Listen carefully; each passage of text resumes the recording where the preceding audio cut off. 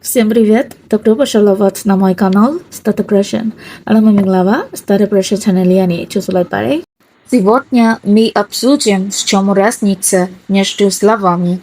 слева и налево, а справа и направо. Эротине видео лима слева не налево, справа не направо. Парей кочаму шиле сраго лила то чама пипаре. အဲ့တော့ slava ဆိုတာလည်းဘယ်ဘက်ပဲ naleva ဆိုတာလည်းဘယ်ဘက်ပဲ sprava ဆိုတာညာဘက် naprava ကလည်းညာဘက်ပဲအဲ့တော့သူတို့နှစ်ခုကဘာတွေကွာခြားရလဲဆိုတော့ slava နဲ့ sprava အကြောင်းရင်ပြောအောင် slava ဆိုတာကဘယ်ဘက်မှာ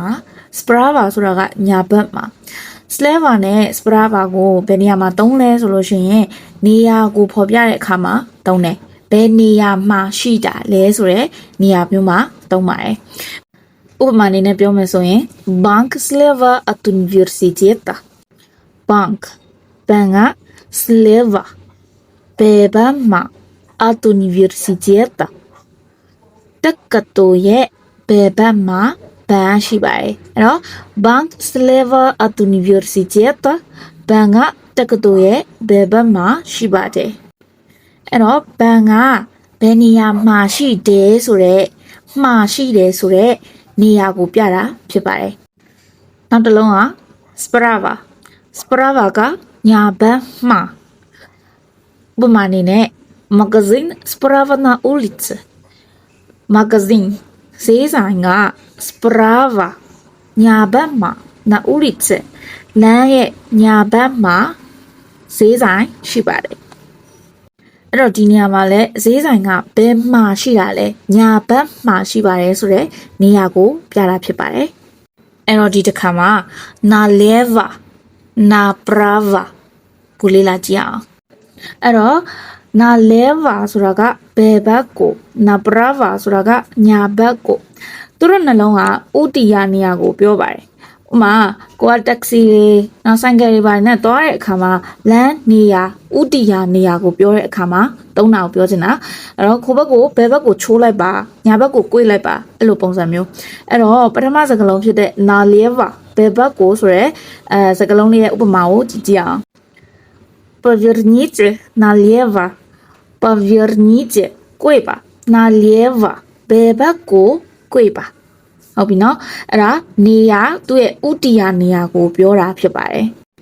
နောက်တစ်လုံးက naprava ညာဘက်ကိုသူကညာဘက်ကိုသွားမယ်ဆိုတဲ့အကြောင်းပြောမှာဖြစ်တယ်သူ့ရဲ့ဥပမာလေးတစ်ခုက идите прямо а потом поверните направо идите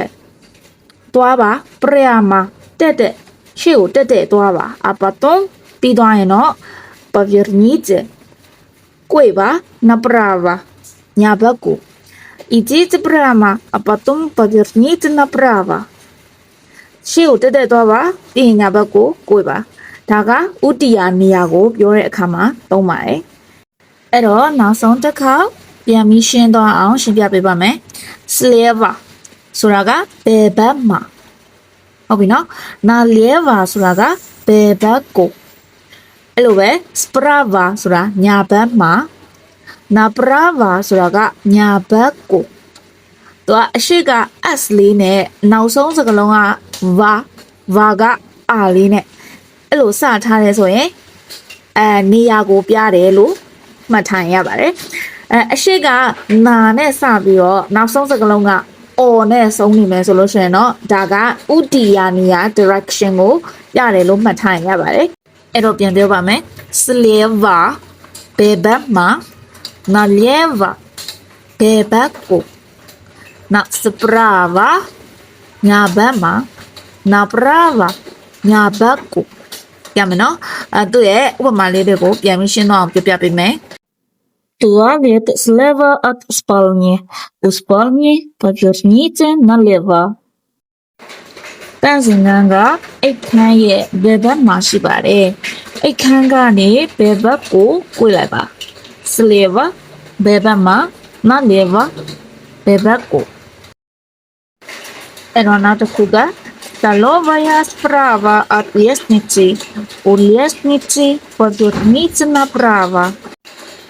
ပြန်တဲ့ကလေကားရဲ့ညာဘက်မှာရှိပါတယ်လေကားကနေညာဘက်ကိုပြေးလိုက်ပါ Sprava